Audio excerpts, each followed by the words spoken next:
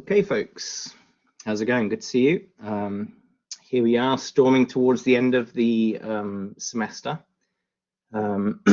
We have 1, 2, 3 more lectures to go. Okay, whether we get on to the last chapter, I don't know, maybe not. Okay, but you know, we'll get through what we get through, and we'll spend the time learning one way or the other. Okay.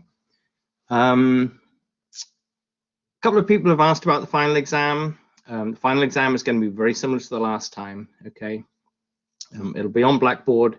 It'll be split into 4 tests, which I think for the majority of people worked better. So last time there were 56 questions. For the final exam, there'll either be 56 or possibly 60 questions. Okay. And what I'll do is I'll I'll send out a like a memo in advance of these are the lectures that we're covering, okay, to make sure, because you know when it came to midterm 2, I think there was one lecture on the syllabus we hadn't covered, etc. I make it clean. What time is the exam? What time of day does it occur? It is on the syllabus. Please do 56 less questions means more time to think. 56 less than 56. Because May 20 I have a lecture exam for anatomy for 8 to 10. Because May 20 I have a lecture exam for. Okay, well, you know, the exam is what it is. What time does it begin? It's on the syllabus. Let me just pull up the syllabus then. I don't have that open right now. That's a time that is not fixed by me. That was it was not on the first version of the syllabus because the university hadn't fixed it at that time. Okay. 20 final 2 exams. So let's see what it says here on the syllabus. Okay, here it is saying, okay, May 20th, 11 a.m. to 1 p.m. So that's a 1-hour time slot. Okay. I will. Now, last time we had the exam open for longer than that. Although, you know, the time allowance that you have is less than 2 hours. It's, I think last time I gave you 20 minutes per test, right? So it was 80 minutes. So your actual time that you have to do the test will definitely fit within there. I might leave the window open slightly longer just because of, you know, the Blackboard issues, etc. Okay. But that's the time, and that is a time that I have no, you know, control over. Okay. One question I want to ask you is what was I going to say? I'll send out a revision list, which will be like those summary notes that we have for exams. Do people benefit at all from review sessions? We won't have time for that during lectures. Yes. Okay. So I can arrange one outside of, I'll make a note. I'll send out like some kind of a doodle thing, or I don't know, something with potential options. If you can't make it to that time, that's totally fine. You can always go and ask, review the video that I'll have, okay? What do people want from the review session? The way that I've done it before, you know, I'm not going to get up and lecture for 2 hours or something. It's more of an open mic sort of thing. The way that I've done it, is that something that would suit you, so you can come and ask questions that would be, well, questions that would be on the exam. You can't ask me what questions would be on the exam because I won't tell you anything, right? But, you know, if there are bits that you're confused about, what I find most useful is if you have questions and you say, I have a question and it's to do with lecture X, particularly slide 33 or something, then what we can do is it makes it much quicker and easier because I can pull up that slide and then we can discuss whatever your issue is. Okay. Okay, good comments. So what I'll do is I'll send out review session, okay, and I'll make it so that you can just ask questions, come with, you know, what it refers to, what lecture, etc. And I can record it. if you can't make it, you can send in questions in advance and I can cover them during that period, okay? Great, so it sounds like people want to do that. So I will arrange that. Okay, let's move on then. So what we are about to talk about, this is kind of where we've got to. Oh, hang about, species interactions. Yeah, species interactions, that's correct. Poor gazelle. So we're going to talk about species interactions, right? This is the next lecture in that component of ecology that we're working on at the moment. Okay. So I'm just reminding you of this slide, which is a slide that we've used in a couple of lectures before, okay? There's a little topic and homework, but will any of the homework be dropped? Okay, so homework, today was the last assignment, okay, the last achieve assignment. We won't have those anymore, so well done getting to that stage. One of your homeworks, your one worst achieve assignment will be dropped, okay?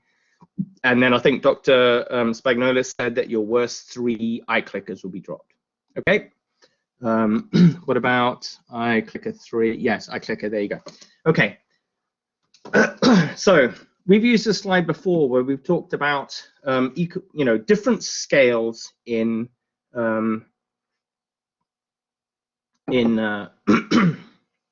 ecology, right? And so what we've kind of, just a reminder here of this concept of the community, right? The community, so we had talked about individuals, populations, that was the last lecture, where we have all the individuals from a single species within that are interacting with one another. We're kind of shifting up a scale here now where we're talking about communities. If you remember, the communities referred to multiple populations that are living in the same space or ecosystem, so that includes the physical habitat. They're living with one another and are capable of interacting with one another, okay? So that's the level that we're talking about here when we're going to talk about interaction between species, okay?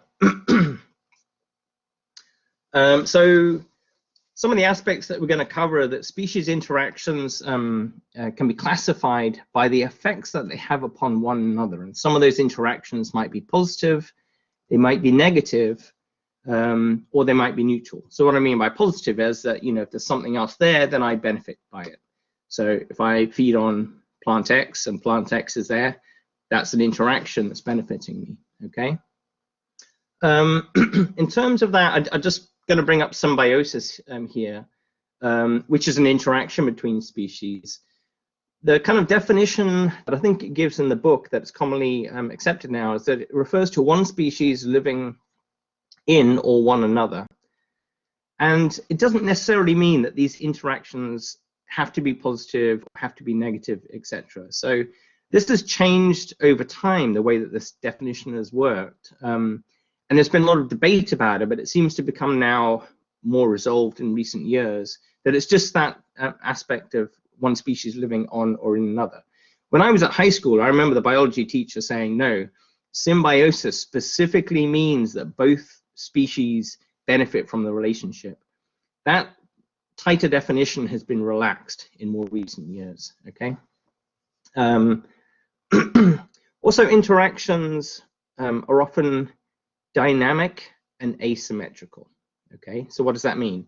Dynamic means that whether you have a positive or negative effect on an interaction, for example, that might be true for one area and one point in time, but it might shift. You might go to a different habitat and that type of interaction might be different, or a different time, from winter to summer or something like that. And asymmetrical means that it could be unequal effects between one another, positive or negative, or slightly positive, slightly negative, etc. So all of these kind of relationships and costs and benefits can be shifting over time and space. And also, some interactions can affect survival and reproduction, resulting in evolutionary changes over time. And we'll talk a bit about that during the lecture, okay? So that means if you have an evolutionary change, it means that you're having genetic changes in allele frequency from one generation to the next due to selective pressures that in this particular example are due to interactions between species occurring. So some of the categories of species interactions that we're going to discuss include predation, competition, positive interactions, and then this last one we'll talk about, which is amensalism. Okay. So let's talk about predation. So typically, when we think of predation, we think of this relationship, carnivory. Okay, where one predatory animal species is killing and consuming another prey animal species. So this example of a lion eating a dead thing. Okay, so and that involves killing it because it's not like it just takes off a leg and then the thing walks away. It kills the thing and then eats whatever it wants to eat of it. Okay.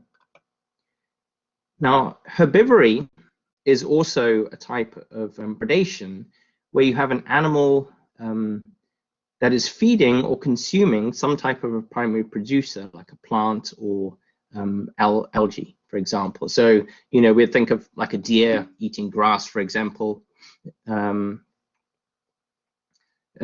eating grass or something like that. Or, if you're on the seashore in the subtidal area where you get maybe kelp and seagrasses growing, there might be certain types of mollusks, for example, that are grazing or eating that algae. We talked about in California kelp forest with the sea urchins eating the seaweed, for example, the kelp.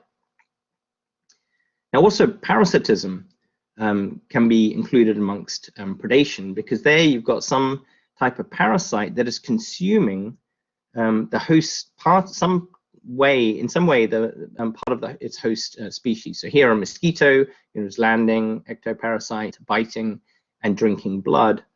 If you're an endoparasite, something you're living inside the blood system or tissues of your host, you're still going to be sort of predating them effectively because you're taking in nutrients from the blood or tissue fluids around you. And when you hear this term pathogen, so typically the parasites in most cases aren't directly killing that host species. Would a tick be considered a pathogen or parasite? Well, a pathogen is a type of parasite. A pathogen is a type of parasite that causes a disease in their host because it sort of effectively cripples them by using up so much of the host resources. A tick, I think you wouldn't consider as a pathogen.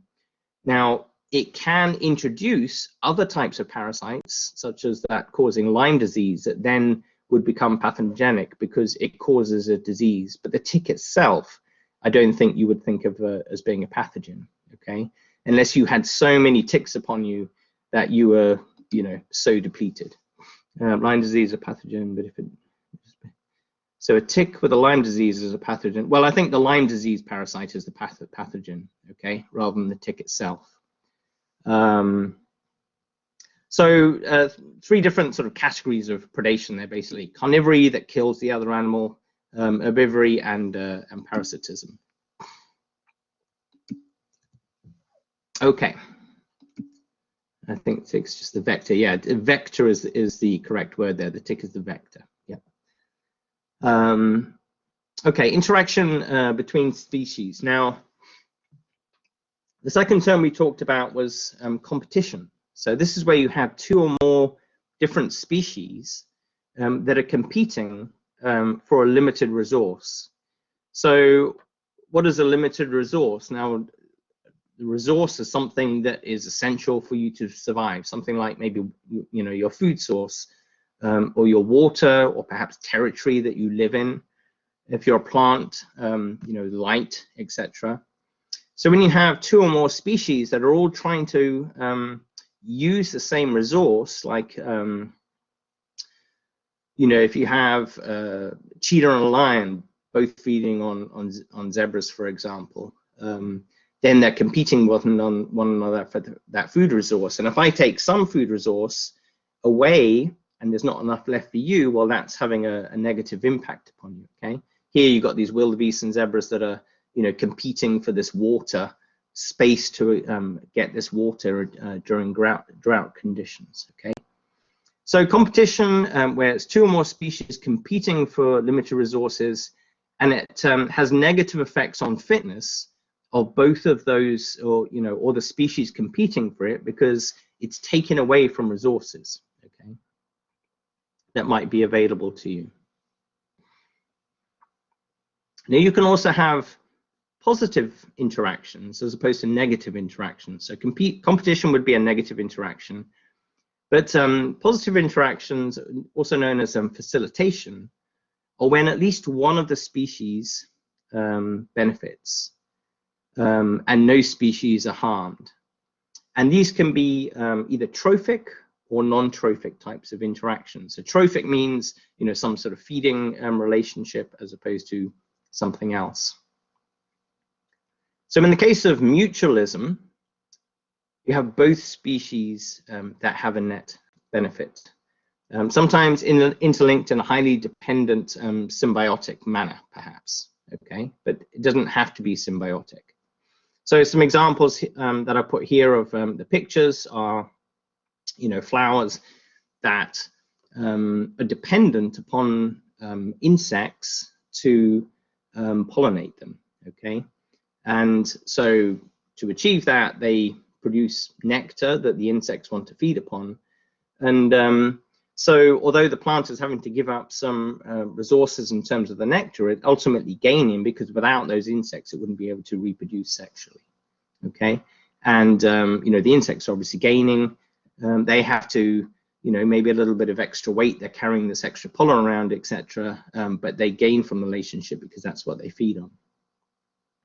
On coral reefs, you get cleaner stations where there are types of animals, such as this cleaner fish, cleaning a hindfish, or you can get other types of cleaners as well, things like small wrasse fish, for example.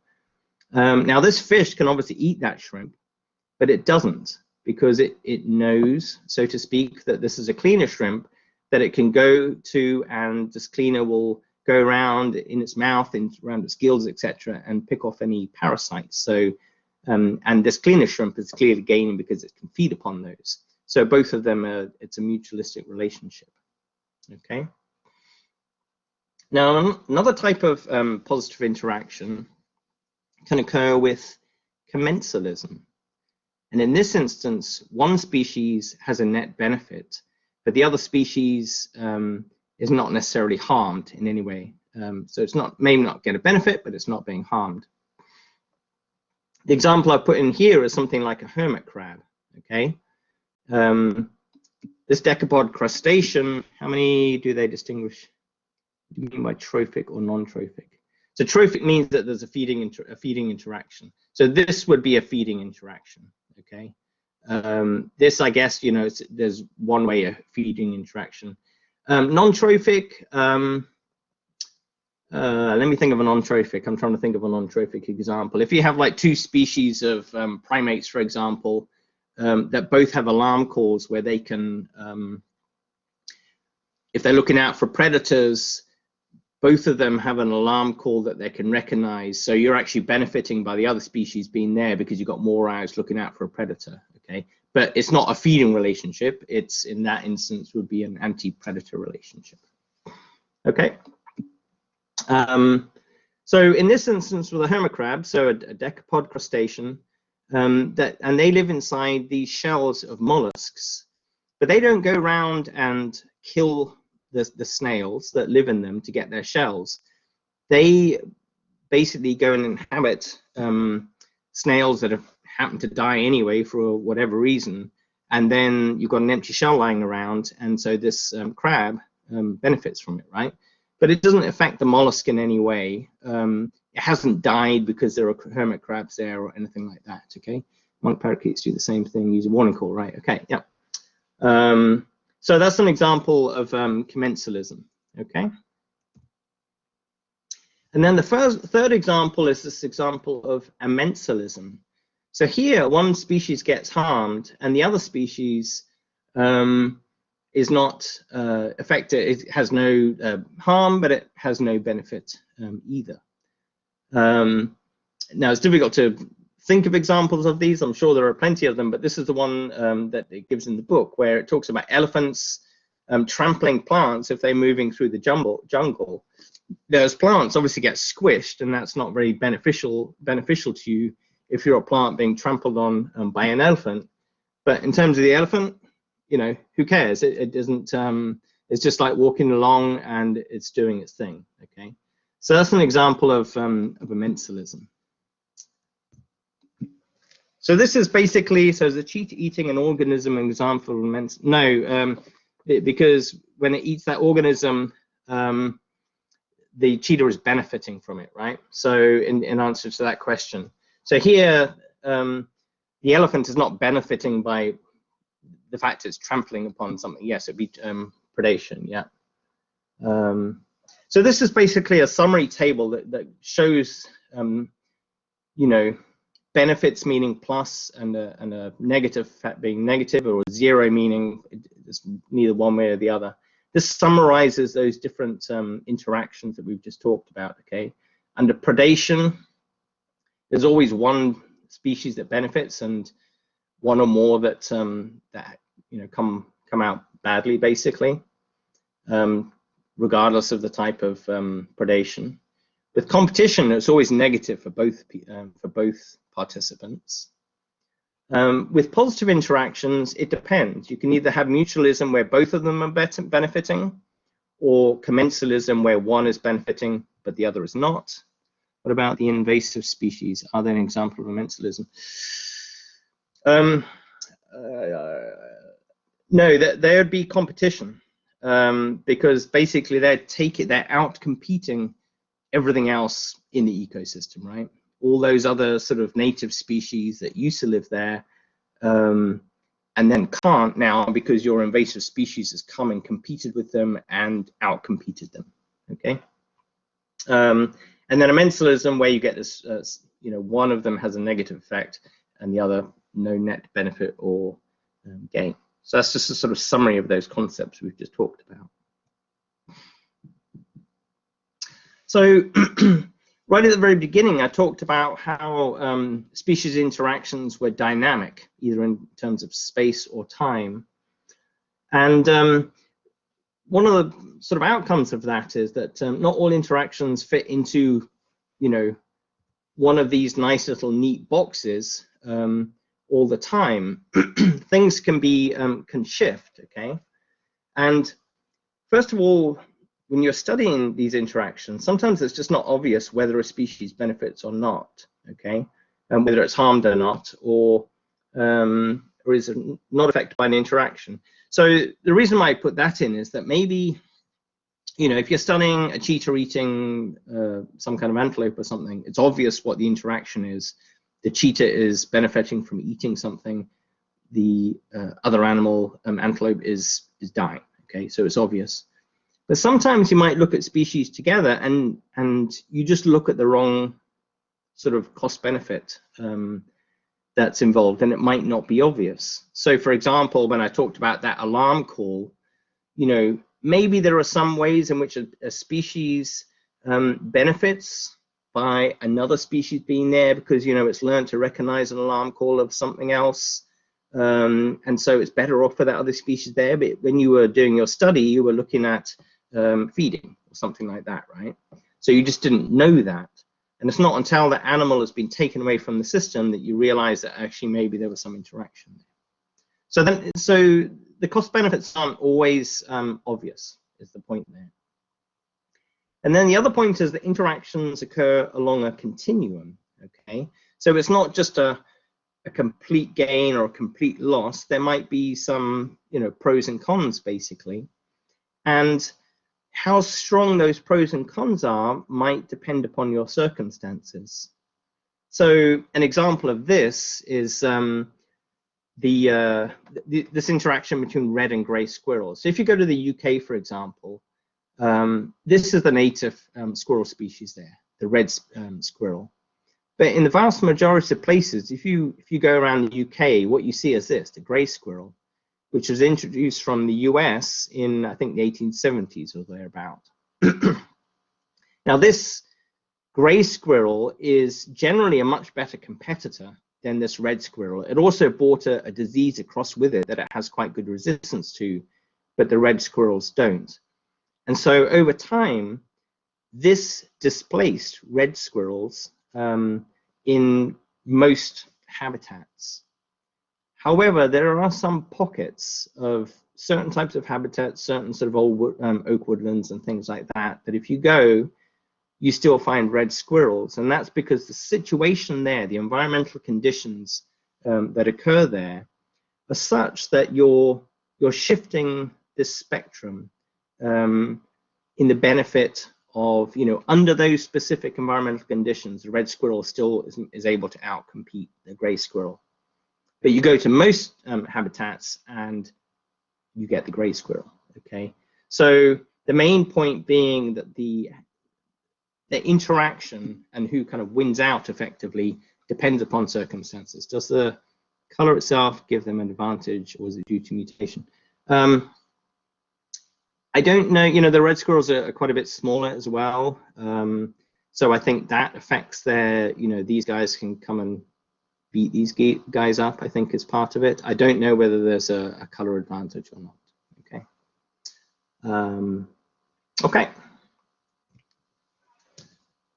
Okay, so let's do a quick iClicker question then. So what's the question here? Let me open this up. Okay, so two species of beetle are herbivorous on the same host plant, and the presence of either species reduces the population growth on the other.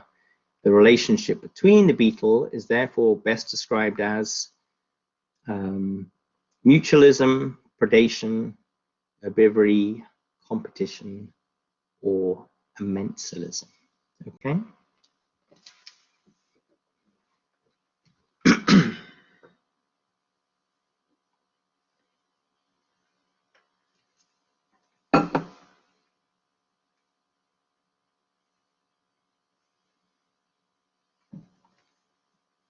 How are we doing here? I've got 144 responses so far.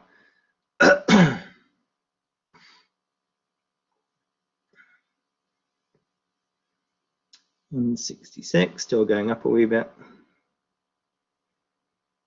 It's always interesting to see when I get the responses are higher than the number of participants on Blackboard, which we're not quite there yet, but we're approaching it. When we get to it, then I'll close it off, okay? It goes exactly, yeah. Okay, we're at 186, which is the number that we have in Blackboard, so let's stop it there. Okay, so what do we have here?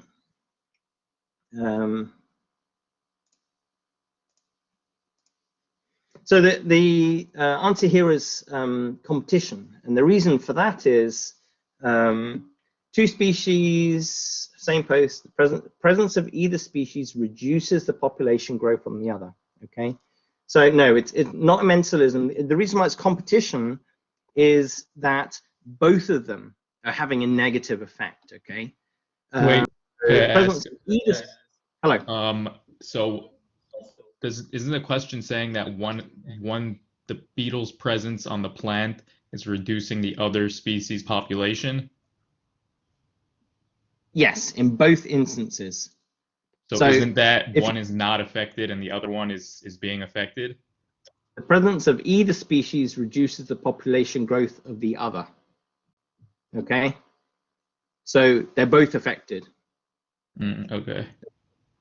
So the presence of either species, maybe that was slightly confusing there, but the but basically you have one species, basically whenever you have two species together, both of them have a lower growth rate, okay? Okay. It do be your own ones. I don't understand that question. It do be your own ones. Okay. Anyway, that's the answer to that one. Okay. So they're both affected, yes. Interactions. So next section here, let me just Okay, where do we? Okay, so most people get that correct. Let's try and get this out of the way a little bit. It won't move. Okay. So interactions can induce evolutionary change. I mentioned that at the beginning. Okay. So wrong time. Okay. I don't know the slang, obviously. If a species interaction reduces fitness in one species, selection for fitter individuals can result in evolutionary change. Okay. So in other words, if you're having some interaction where you're having a negative effect on a species, if there are individuals within that population of that species that have some kind of a genotype that reduces how negative that effect is, they're going to do better than the other individuals in the population. So when I say that they're going to do better, they're going to have a higher fitness. That means, or the definition of that effectively is that they're better at passing their genes on to the next generation. Those particular alleles become more frequent in the population. That is evolution. Okay. So a famous example of this that you may well have heard of is industrial melanism in peppered moth in certain parts of Europe. Okay. So this is a type of moth that lives. A lot of the time it spends sitting on the bark of trees. And prior to the Industrial Revolution, this lighter colored morph was the dominant genotype and phenotype. It's genetically controlled. But there were, occasional mutants that are melanized, that are dark like this. Now, before the Industrial Revolution, before all the trees were covered in black soot, basically from burning coal, etc., trees looked like this. This is the bark of the tree with lichen growing on it. And these moths here were mostly camouflaged from bird predators. And so they had an advantage in being camouflaged. After the Industrial Revolution started and all the trees were, became blackened from soot, they obviously stood out a lot. And birds would be able to see them and pick them off very easily. And so this particular genotype for the melanized wing phenotype was the type that became more camouflaged, and so they had a survival benefit. Okay, and so now these were the camouflaged ones, and this genotype became much more common within the population, due to the predation, due to the interaction between species that was occurring. Which one did better depended upon the environmental conditions that they were exposed to. Now, in more recent decades, after air pollution control measures and things like that, trees started to go back to looking more like this condition, and the light-colored genotype became more popular within the, more dominant within the population again, because now these were the ones that were conferred the camouflage advantage. There was a lot of debate about whether, after this was initially described, it became a really sort of classical example of, interactions that conduce to evolutionary changes. The concept is like the rocket pocket mice lab we did. Yeah, possibly, yes. Rock pocket, is that the? Yes, I think you did in the labs. Is that correct? Yes. So. But there was further work done in, I think, leading up to around about 2000 or something, that tried to address this debate about it and confirm that, yes, this was actually a genetic change that occurred in the population, meaning that evolutionary change had occurred. Interaction, dark morph, yes.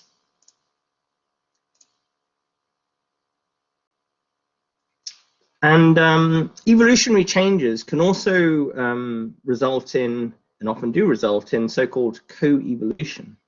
Okay, this is where the interaction causes an evolutionary change in one species that then has a knock-on effect where it causes an evolutionary change in the other species, and so you're influencing each other and you're co-evolving together. Okay, it's inefficient. Yes, so dark tannic waters fish. So that sometimes you get that, especially in some of the southeast rivers. In response to Joseph's comment there about the dark fish and tannic waters, you get these black rivers in the southeast, for example, that have tannins that stain the water like tea. Often, it's not necessarily a genetic change that occurs within them. There can also be a phenotypic change. So a fish that is genetically the same, that lives in these different habitats, can actually change, that its coloration can change within a generation, basically. It can change the pigments in its skin, etc. So it can be a genetic change, and in some situations it might be a genetic change with those black rivers, but it's not always a genetic change. It can be, so non-evolutionary, it can be a change in just the trait of that animal, regardless of genotype. So this is an example of co-evolution, right? We have both the two species interacting with one another, and they're both driving evolution in either of in both species in the interaction. The famous example of this is what's called Darwin's orchid, which is a Madagascar species of orchid that is pollinated by this moth that feed upon its nectar. This is a whole group of orchids that are typically moth pollinated. And these moths have these really long, they have a very long proboscis that has evolved so that it can go right down to the bottom of the tube in the plant where they have their nectar. Now, the way that co-evolution has occurred within this is that these orchids are pollinated by moths, but only when the moth comes close enough to the plant to basically dab its head against it and pick up some pollen, and the same when it goes to the next plant to feed there, when it deposits some pollen. Okay, so what seems to have happened is that over evolutionary time, the depth of the tube of those plants has increased because it's trying to, if it's too short, then the moth can do this, okay? And it doesn't need to go very close to it to get nectar, and therefore it won't pick up pollen. So these tubes have become longer, and in response to that, the moths have evolved these amazingly long, proboscises. But there's a limit on this, some physiological limit that has like set a sort of a number of where this lies, basically. And that's because as this gets longer and longer and longer and longer, well, the moth can benefit because it can get the nectar, but it's got a trade-off as well. There's a cost. The cost is that this thing is long and heavy, and when this thing is flying around, it's got to wrap all this up and carry it around, and so eventually, when it gets too long, it becomes a burden upon this. And so there's a point where it's not beneficial to have a proboscis that's any longer anymore, and that is what kind of like sets the limit on where the maximum length that this will be. And this is known as Darwin's orchid, because he had studied this and he knew about this moth interaction, but at the time when he was studying it, this moth species had not been discovered yet. But he predicted what the length of that proboscis on this moth species would be, and it wasn't discovered until after his death, and it turned out Darwin was actually correct. Okay, so let's talk a little bit about adaptations to predation, right? So, and when I'm talking about adaptations, I'm talking about sort of also evolutionary responses here in terms of predation. So predation is a trophic interaction. Okay, that's what someone was asking about earlier on. That means that a feeding interaction in which predators benefit and the prey is harmed, obviously. Okay, this is the bit from that table that I showed you earlier on, summarizing the different types of predation: carnivory, herbivory, and parasitism. And in one instance, a species benefits, and in the other species instance, there's a negative effect. Okay. So how do organisms evolve in response to predation interactions? So in terms of carnivory, So you can think of the predators evolving, and you can think of the prey evolving. Okay, balance of cost of prey capture of versus food. Yeah. So the point that's being made here is that they're both evolving, one with respect to the other, and this is a sort of famous example of, in evolutionary sort of theory, is referred to as the Red Queen hypothesis, where it's like, and in Alice in Wonderland, the Red Queen, you know, they're having to run as fast as possible just to keep in the same place, basically. And that's kind of what's occurring in this type of predator-prey relationship, where the predator might be evolving, like becoming a faster runner as a cheetah, and so the prey species evolve how to evade and run faster and things like that. And so to be able to feed, these have got to become faster. And so it's like an arms race, basically, between the two. Okay. But one of the key points is that if you're a predator and you're predating upon something, if you miss a single prey item, it's bad for you, obviously, because you don't get to feed.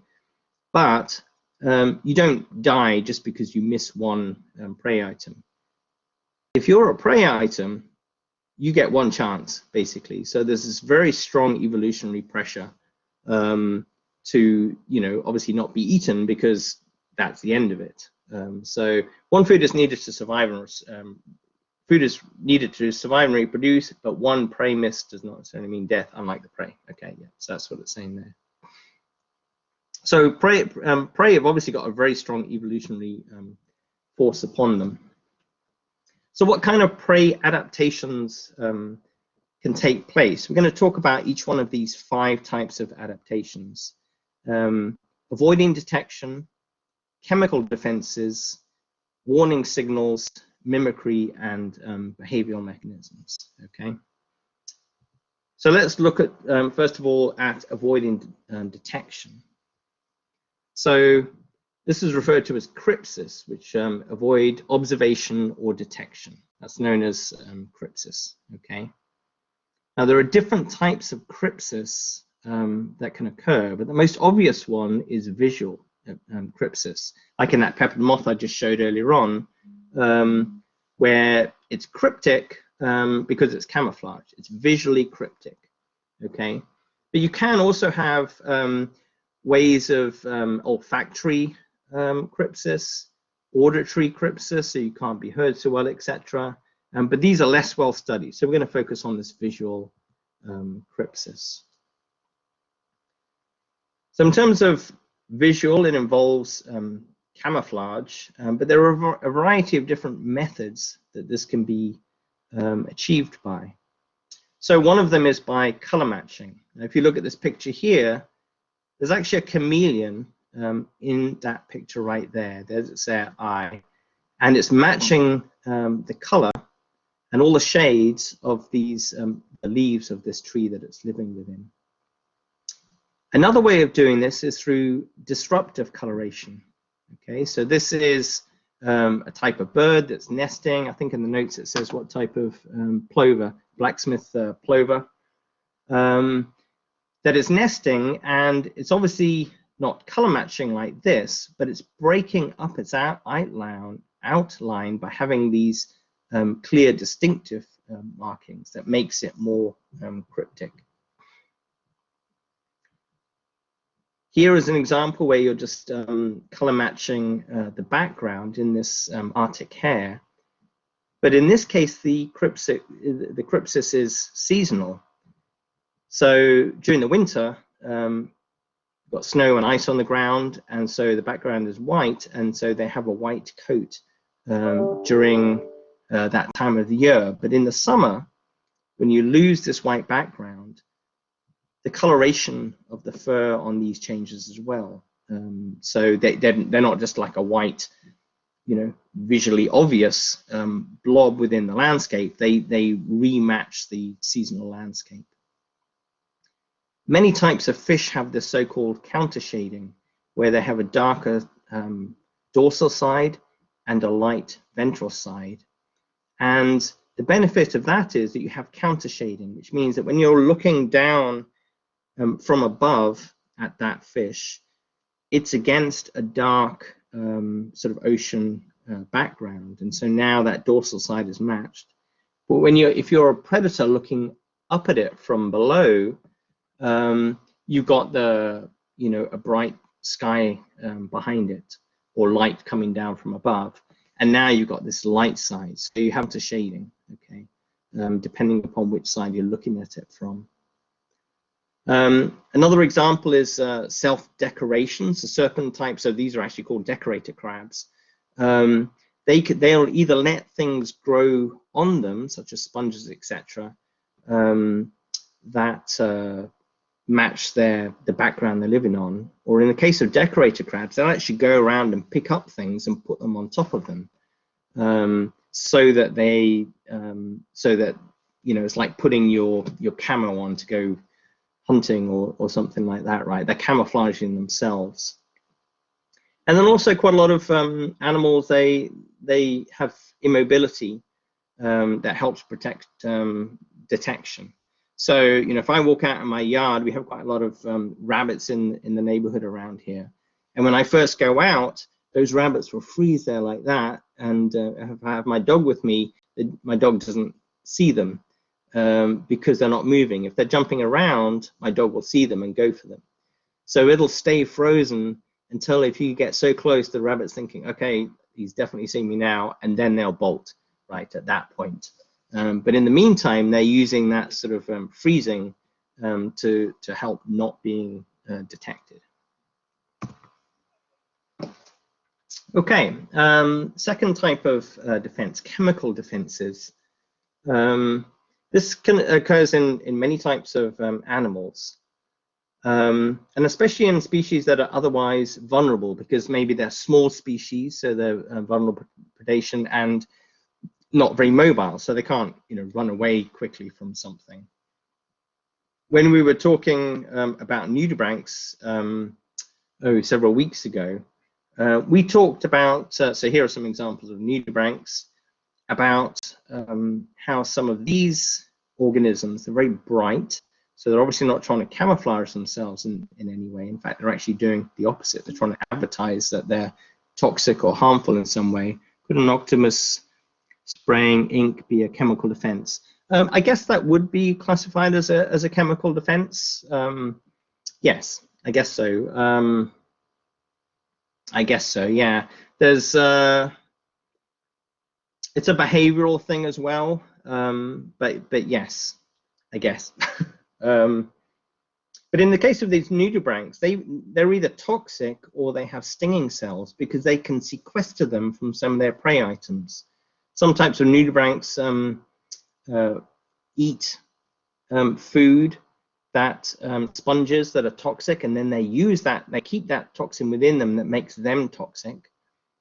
And other types feed upon hydrozoans that have those stinging cells, the nematocysts inside of them, that they can sort of redeploy on their own little tentacles up here, basically, and so they become stingers themselves. And then another well-known example is poison dart frogs here that use toxins from invertebrate prey. So these are often very brightly colored, and they secrete toxins in their skin and their mucus that make them incredibly toxic to things that eat them. Okay, and most things can't eat them except for this is one species of snake that has somehow evolved, so co-evolution, a tolerance against it. So there is one type of predator that can eat these, but the majority of things cannot.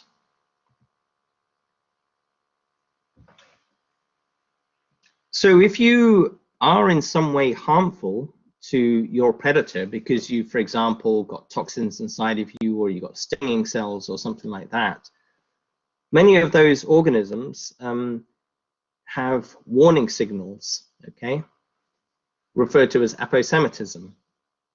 So this occurs in, for example, these poisonous dart frogs, or this whole group of species. They all have these incredible colorations. Many nudibranchs do, for example. And so they're often very brightly colored, so that predators learn to associate that harmful effect of the prey with that warning signal, so they won't try it, basically. So visual, bright, and striking patterns. There are other types of warnings as well. So, you know, rattlesnake have evolved that rattle on the end of its tail. So they're cryptic and sitting on the floor, you know, waiting to camouflage some small rodent running by or something like that. But if you as a hiker are walking by or something that might be a predator upon it, it'll start rattling, and that's like a warning to get away from me, because otherwise I've got this, so watch out. Okay. Now those types of warning signals can lead to other co-evolutionary types of responses. And one of these is a type of mimicry referred to as Müllerian mimicry. So this occurs when, you know, something has become toxic, basically, and evolved warning signals, and other species in the area have also sort of managed to do the same thing or something similar, and they've co-evolved and converged on a similar signal. Okay, so this is an honest warning signal for all of them. This is toxic, toxic, toxic, toxic, etc. And part of the benefit of co-evolving on this common signal is that the predator or predators just have to learn a single reinforced signal. Okay, it's a bit like if we go from state to state, we don't have to learn that red means stop and green means go, and we go then to a different state, and, you know, amber means go, etc. We're all learning a common signal, and it's reinforcing. What about animals that have a warning signal but no toxin? Good question, because that is referred to as Batesian mimicry. Okay, so here I call this fake news, right? Because it's something that is evolving that's taking advantage of those other animals or organisms in its ecosystem that have got toxins and do have honest signals. Honest meaning the signal means I'm really toxic. They can take advantage of that if they can converge on this same signal, okay? So that predators on it might think that these are toxic as well. So here's an example. Here's a wasp and a bee. Now both of these will sting you and are harmful, and they both sort of co-evolved a similar signal, okay, black and yellow abdomen. So this is an example of Müllerian mimicry. But you also get these hoverflies that are not, they can't sting or harm you or anything like that, but they've evolved the same signal because they're just taking advantage of these guys, and this is referred to as Batesian mimicry. Okay, it's a signal that indicates you're toxic, but you're not really toxic. Okay, so that's the difference between these two types of mimicry. Okay, what other types of adaptations of prey can prey have against carnivory? I'm going to talk about an example of behavioral adaptations. So, you know, there are innumerable behavioral adaptations. We showed at the beginning, you know, a hare running or an antelope running away from a cheetah. Running away from something is obviously a behavioral response, right? There are lots and lots of different ways in which predators and prey try and evade or get away from their predator. I'm just going to talk about this one example, which is living in groups, basically. Many types of animals, particularly smaller prey animals, live in very large groups, such as this huge flock of birds. But you can think of, you know, massive schools of anchovies and sardines and things like that as well. Okay, and often that is a example where they're evolving to evade predators. And you might think, well, if I'm in a big group like this, maybe that's harmful to me, because if there's a predatory goshawk, for example, that is going to come and eat me, it can see where these huge flocks are. So it's just going to come, you know, all the predators are going to come and get me. Nevertheless, there can be benefits from this, though. And this is shown in this experiment here, where there were trained goshawks that they used in this experiment. And one of the things they feed upon is these wood pigeons. And so these experimenters, they manipulated the different sizes of flocks of wood pigeons, so they naturally live in flocks. So here is the number of pigeons in a flock, you know, 1, 2 to 10, 11 to 50, or more than 50. And then they let these goshawks out to feed upon them, and had a look at how those pigeons performed. So what have we got here on the graph here? So the red dot, so this is the left-hand side here that refers to this here, is the hawk's distance when spotted by the pigeon. So obviously, if the pigeon can spot you further away, it's at an advantage because it can start flying away sooner, and it's got less chance of being eaten. So if you were just one little pigeon by yourself, that goshawk was pretty much right on top of you, small distance in meters, 1 meter or something, 2 meters, before you noticed it. And so you had a really high chance of being eaten. If you're on a flock of more than 50, you got 50 pairs of eyes looking out around you, and if one sees it, then it's going to alarm everybody else, either by flying or perhaps it makes a sound or something. And so these guys take off much earlier. So correspondingly, what do we got on the right-hand side here? The blue. So the blue dot, meaning the blue line, hawk's attack success. So in other words, how successful was it at catching them? Here, almost 80% of attacks by hawk resulted in the pigeon biting the dust, whereas you're in this big group here, less than 10% of attacks. So this is just a frustrated goshawk here because it can't get near these things because they're all looking out for one another. So that's an example of how living in these large flocks can benefit these prey species. Okay, let's talk about plant-herbivore interactions now. So herbivory is widespread. Obviously, there are many types of organisms that feed upon plants and primary producers. Many herbivores have gut flora for plant digestion, such as cellulose digesting with protozoans or bacteria. So often, plant material, for example, is very difficult to digest, and that, you know, that's part of the plant's protection, I guess, against being eaten. But these herbivores can have other species, so some positive interaction there, that help them deal with this. Now, in terms of insect herbivores, most herbivores on land plants are insects, and 90% of insects feeding on plants are specialists. What does that mean? It means that they'll only eat you know, one or a small number of types of plants that are closely related to each other.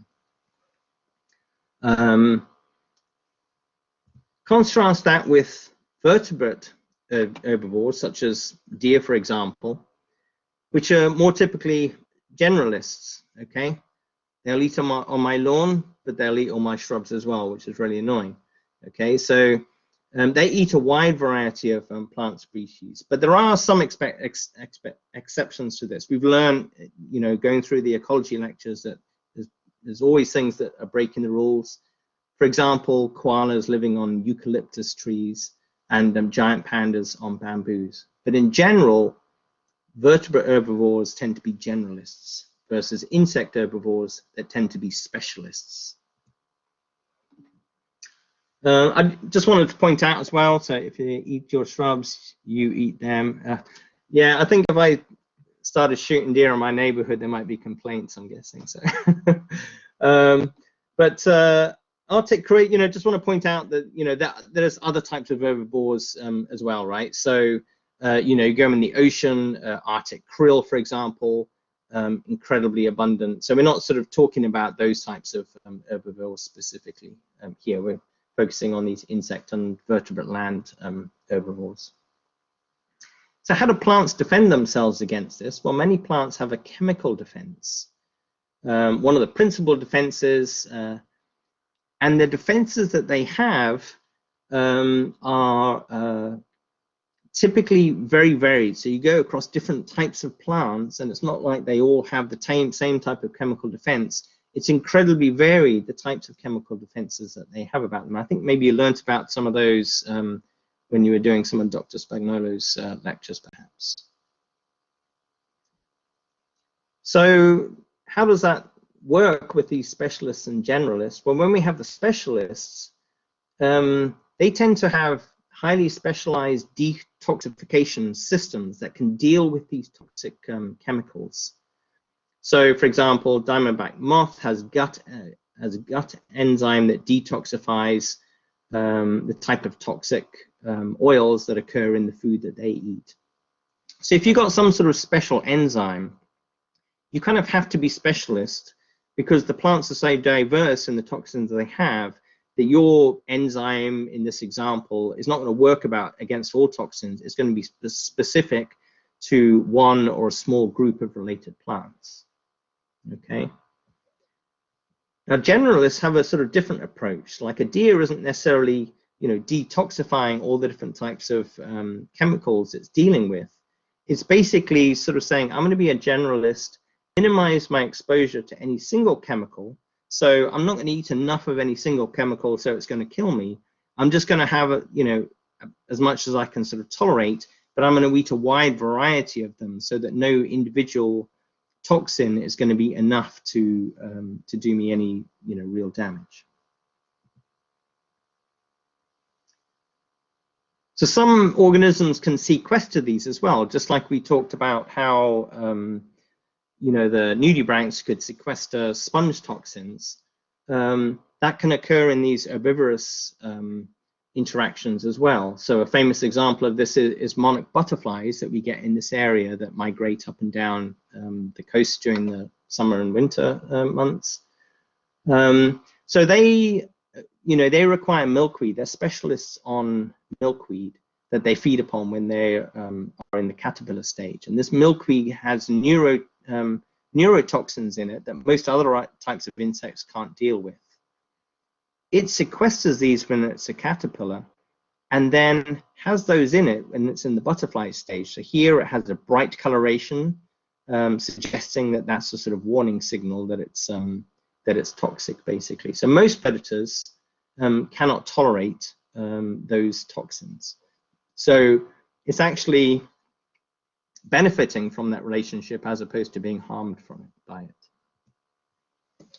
Now, plants can also have physical defenses, although they're not always completely foolproof. So some of the types of physical defenses they have are thorns and spines and prickles that basically make them very uncomfortable or difficult to eat. So a thorn is a modified branch or a stem. Prickles are modified hairs on these, and spines are modified leaves. So just like slightly different terminology between those. But certain things can get around this. This is when I was preparing this lecture last year, and I sort of like looked at a whole bunch of YouTube videos, and camels are really well known for this. You can feed camels cacti that are covered in these spines, but camels have special sort of hardened palates called papillae that enable them to sort of resist these, basically. And you can go on YouTube and you see these things eating these cacti, and it's like, oh god, it's sort of, gives you the heebie-jeebies. But obviously, to the camel, they don't care. Another example is coralline algae. If you go down to the shore, just in the region around here, on many types of rocks, you might see some red stuff that maybe you think looks a little bit like coral, but it's actually an alga that has calcareous deposits in its cell walls that is a physical defense against most things eating it. Some types of things can get around it, such as sea urchins they can actually feed upon these, whereas most other things can't. If you remember, sea urchins have got that Aristotle's lantern we talked about when we were doing echinoderms, where they can scrape food up. Okay, let's do another iClicker question then. Okay, where am I here? I'll set that going. So the question is, which of these responses to predation could best be described as Batesian mimicry? Okay, so there's a type of bird called a killdeer bird, distracting a predator by feigning a broken wing. Octopus, somebody asked about octopus, distracting a predator by releasing a mixture of chemicals that mimics food. So that's kind of interesting, right? That's a chemical defense. A dozen species of southern American butterflies, all unpalatable, having similar color patterns. A viceroy butterfly, which are palatable and have color patterns similar to monarch butterflies. And a masked hunter bug nymph that camouflages itself with sand grains. Okay.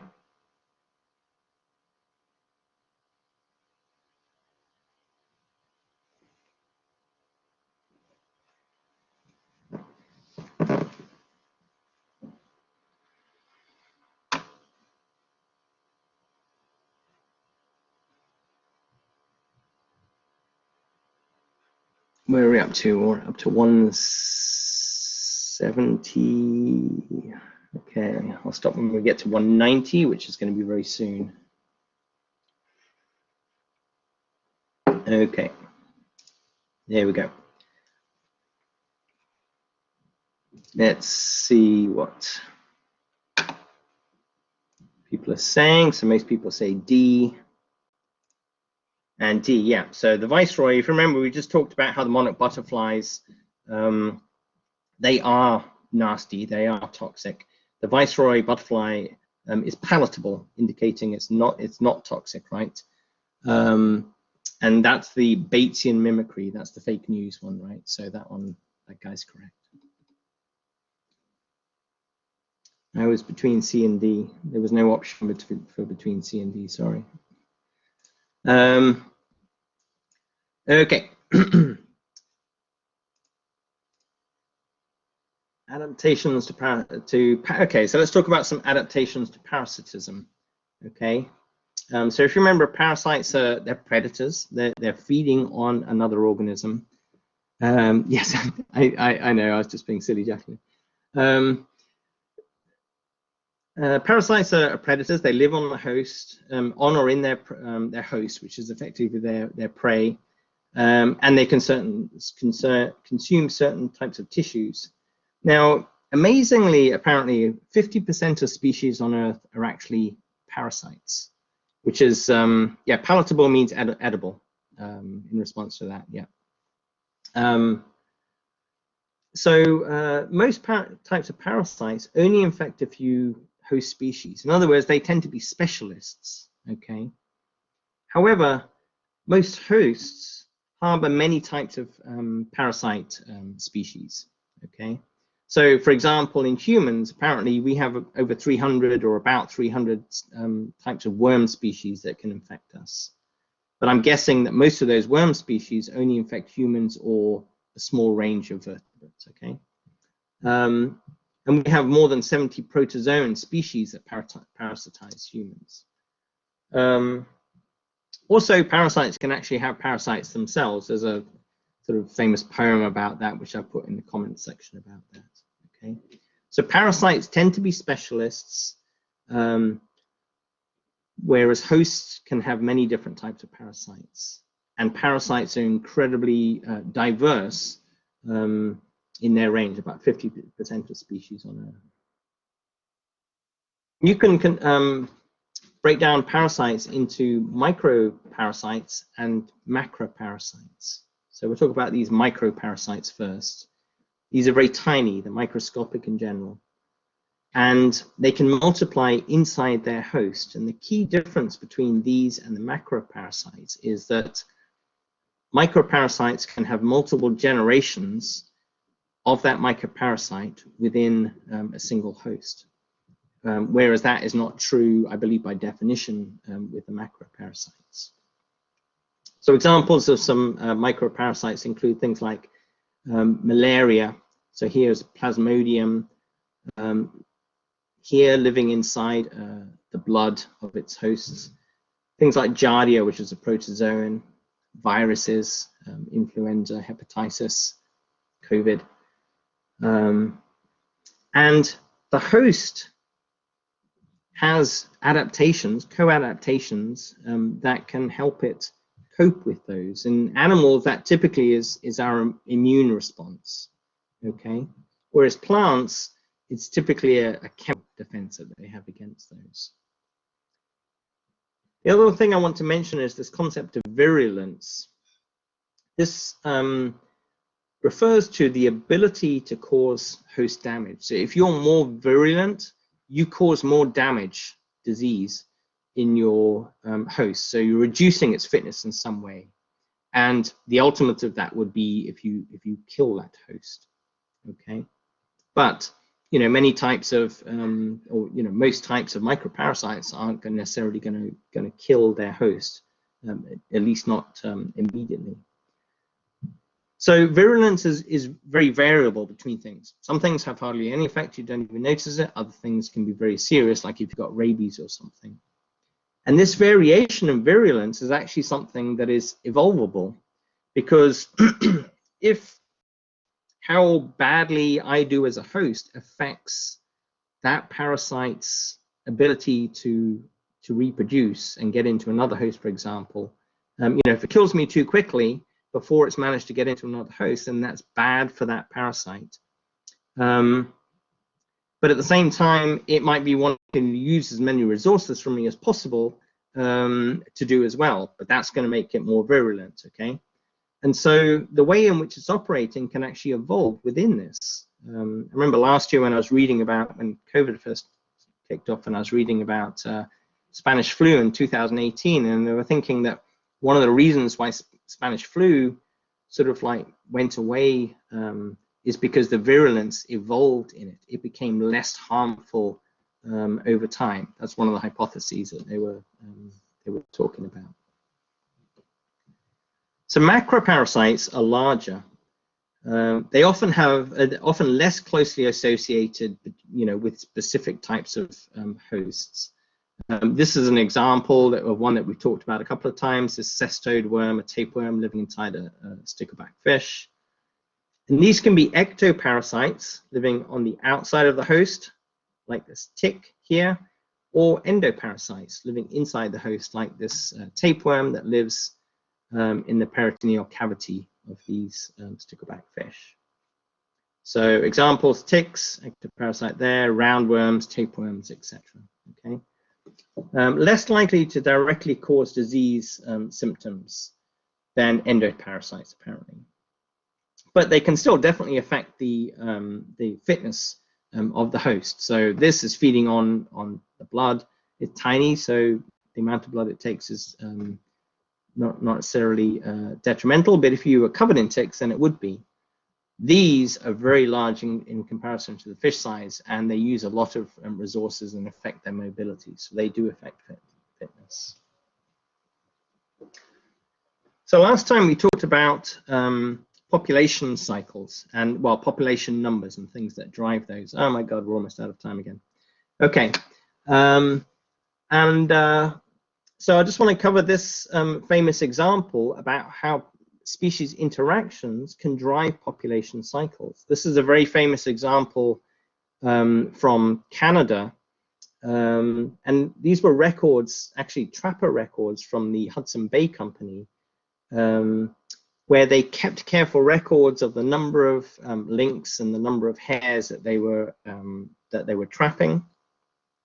And what they found, when they looked at their long-term records, or when ecologists looked at the long-term records, was that these populations go through cycles. They go up and down and up and down. But also, these lynx and the hare, they are related to one another. And the lynx is going slightly later than the hare cycle slightly preceding. This makes sense because as you increase in predator numbers, the lengths, you're going to drive those hair numbers down. Okay. When those hair numbers go down, these lynx now have no food to feed upon. Okay. So they're not going to be able to reproduce so well. Their numbers will go down. You release the predator pressure, the hair numbers can go up. So you get this cycling here where one is dependent upon the other. And this cycle occurs across a very big spatial scale as well. There's also other factors that synchronize these on a spatial scale, particularly climatic conditions. If you have some climatic condition that drives hair numbers down, for example, that then also affects the lynx numbers, etc. And those climatic conditions are covering a broad spatial scale. Okay, I'm going to just do a couple more slides here, and you can watch the video if you need to. We've talked about this concept of keystone species before, okay? So we're just going to mention this again. This is based upon the fact, this is where the name came from. If you have a tunnel like this little piece here is the keystone. You remove that keystone and all the rest collapses, basically. And the concept with keystone species is that they have a disproportionately large effect on their community.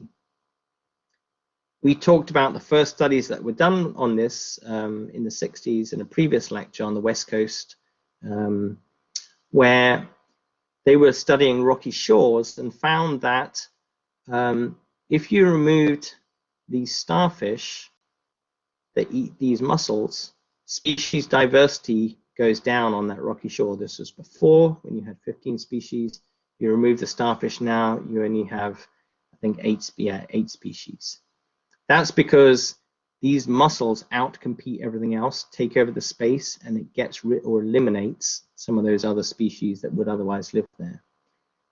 That has been replicated as well in other areas. So this is an example of a similar study that was done in New Zealand that effectively, replicated a similar pattern there. Okay, so we'll take up with competition next time. Okay, I've got office hours a bit later on. I'll put out, so at 2 o'clock, and I will put out something to try and organize a good time for a review session. Okay, to see if there's, I know that, with so many people, we're never going to find a time that's happy for everybody, but at least find a time that is most conducive. Okay, I'll record the session so that if you cannot attend it, you can watch the video and you can send in questions by email that I can always respond to you or something like that. Okay, great. Thank you very much indeed. And I will speak to you next time. Cheers.